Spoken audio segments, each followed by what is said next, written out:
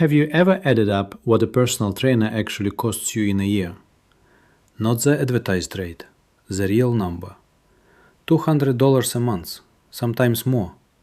That's $2,400 a year just to have someone tell you when to move, how much to lift, and when to stop.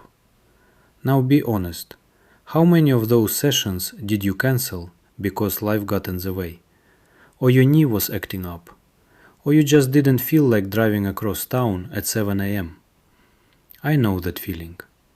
A friend of mine, David, he's 58, signed up with a trainer last year. Good guy, former accountant, very disciplined, on paper. But after 3 months, he was still missing sessions, still guessing what to eat, still frustrated that nothing seemed to stick. And here's the part no one talks about. It's not just the money, it's the quiet pressure, the feeling that if you don't show up, you are wasting cash, that if you are not improving fast enough, you are the problem. That wears on you. So about 2 months ago, I asked a simple question. What if you could get most of what a personal trainer gives you for free? Not a gimmick, not a complicated app with 10 subscriptions layered on top. Just one AI tool. Something you can open on your phone in less than 10 seconds. No appointments, no travel, no awkward conversations. Just guidance, daily structure, and someone or something keeping you consistent. So I decided to test it. 30 days, no paid trainer, no expensive programs. Just me, a simple AI setup, and a clear goal. Build a realistic routine that actually fits a life after 50. Nothing extreme, no six-pack promises. Just better strength, better mobility, and a routine I wouldn't quit after week 2. And I'll be honest, I didn't expect much. Because most people assume AI is too generic for something personal like fitness. Too robotic, too detached. Especially for people our age, where one wrong move can set you back for weeks. But what actually happened surprised me. It wasn't perfect, not even close. But it did something most expensive trainers never managed to do for me or for David. It made consistency easier. Before I walk you through exactly what I did, you need to understand why the old way cost so much. Here's the part most people never see. When you pay $200 a month for a personal trainer, you are not just paying for exercises.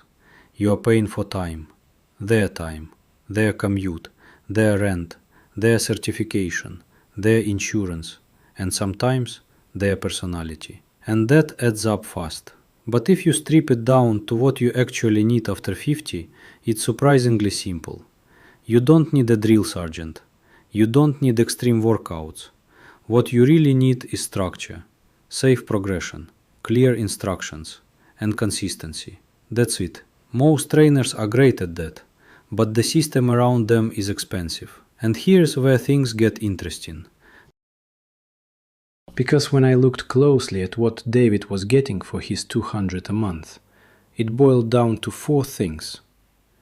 A weekly plan, exercise corrections, accountability, and basic nutrition guidance. So I asked myself, could a free AI tool handle those 4 things well enough to be useful? Not perfect, just useful. The tool I used was ChatGPT. If you've never used it, think of it like a conversation. You type a question, it answers. But the real value comes when you treat it like a coach, not a search engine. That's the shift. Instead of asking random questions, I gave it context. Age, limitations, goals, schedule. I literally started with something like this. I'm 56, mild knee stiffness, haven't exercised consistently in years. I want a simple 3-day-a-week strength plan I can do at home with light dumbbells. Keep it safe and realistic. And within seconds I had a plan. Not a generic one-size-fits-all routine.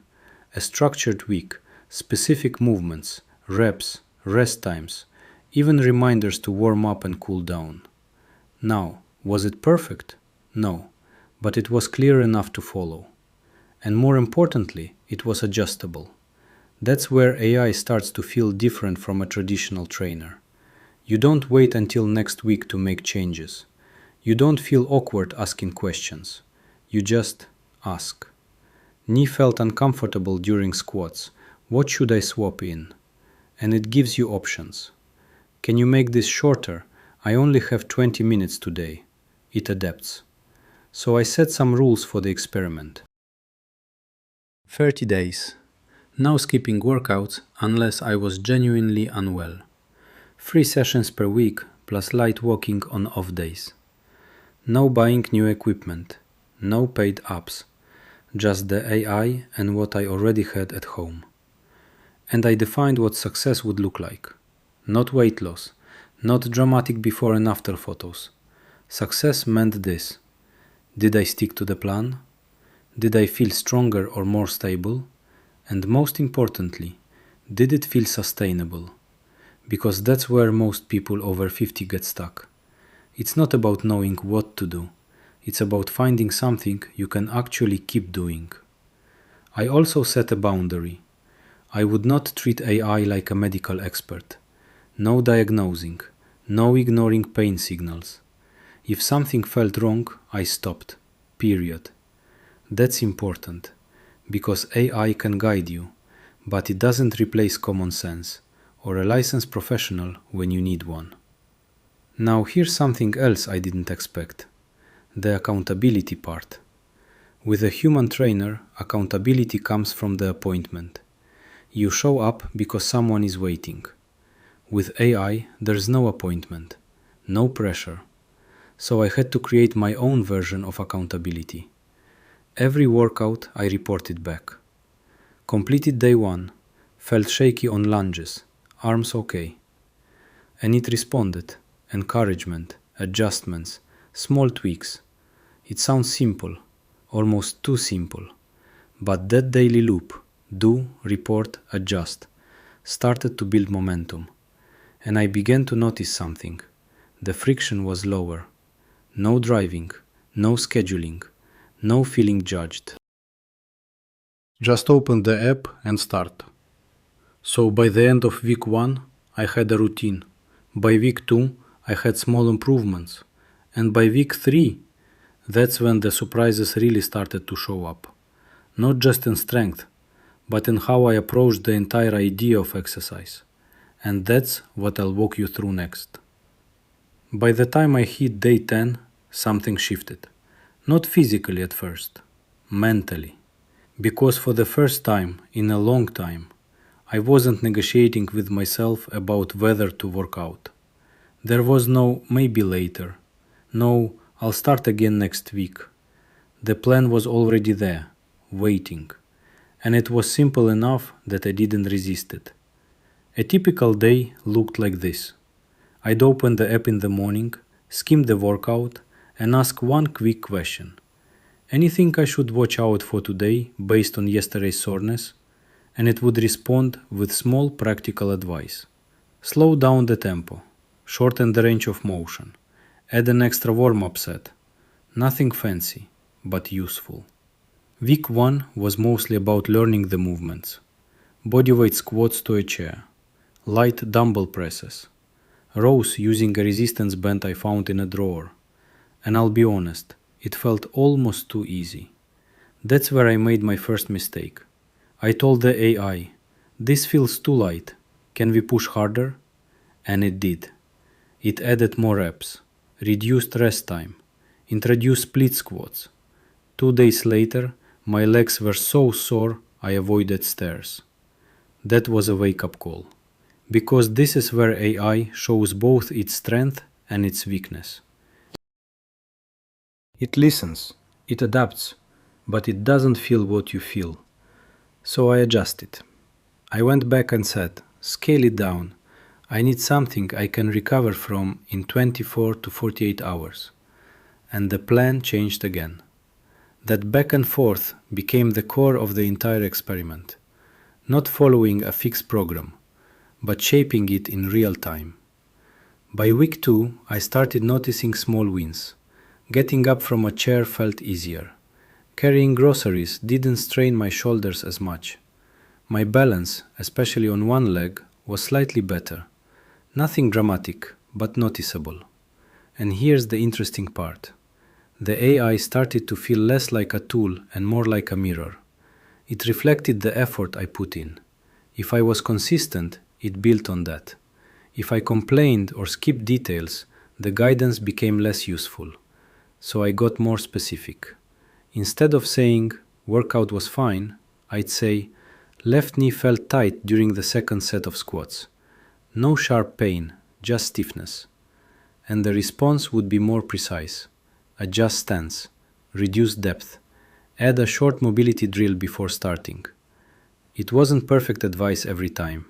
Sometimes it suggested things that felt awkward or unclear, and I had to double-check form by watching simple videos online. That's one limitation.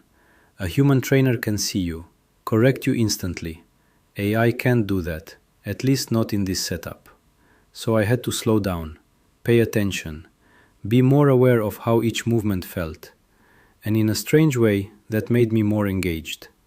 Now let's talk about time. Each session took about 20 to 30 minutes. No commute, no waiting for equipment, no small talk. Just start and finish. Over a month, that saved hours. And those hours matter more than people think. Because time is often the real barrier after 50. Not motivation, not knowledge, just time and energy. By week 3, I added something new. I asked the AI for a simple walking plan. Nothing intense, just guidance on pace and duration. So on non-workout days, I'd walk for 20 to 30 minutes, sometimes outside, sometimes just around the block. And again, I checked in. Walked 25 minutes, slight stiffness at the start, better after 10 minutes. And it adjusted, suggested a slower start, gentle stretching beforehand.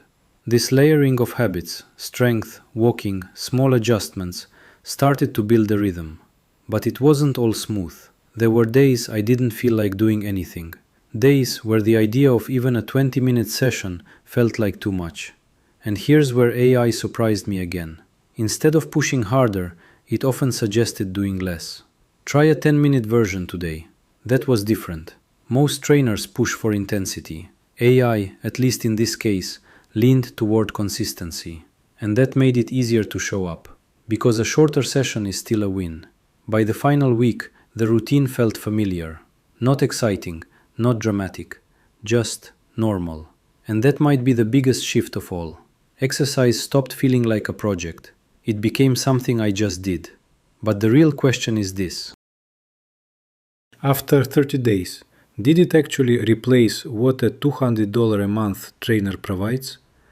That's where things get honest. So after 30 days, here's the honest answer. Did this free AI tool fully replace a $200 a month personal trainer? No, but it got closer than I expected. And for a lot of people over 50, close might be more than enough.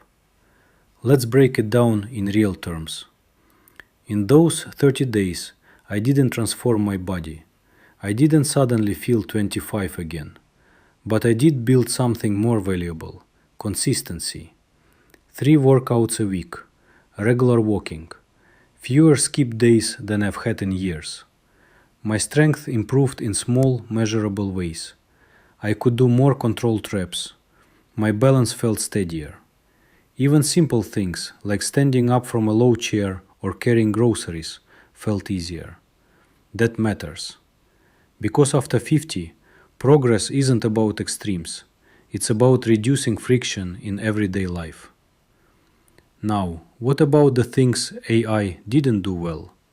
First, form correction. A human trainer can watch you and say, "Stop, adjust your posture." AI can't see you, not in this basic setup. So you have to take responsibility. Move slower, pay attention. Sometimes double check with trusted videos or resources. Second, nuance.